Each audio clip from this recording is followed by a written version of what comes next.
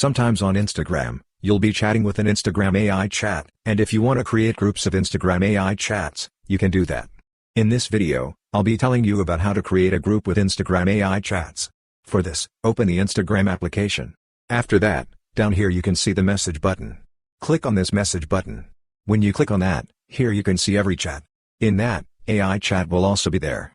For example, I want to create a group with this Instagram AI chat, so I'm selecting this. After that, above you can see the I button. Click on this I button.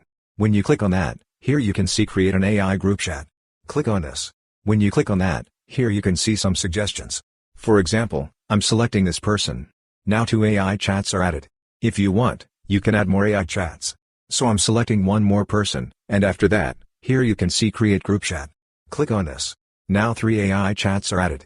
If you want, you can add more AI chats. Now this group is created. If you want, you can send a message.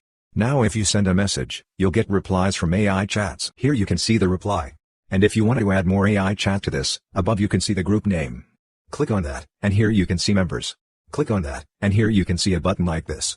Click on this, and you can add more AI chats to this group. So this way you can easily create a group with Instagram AI chats.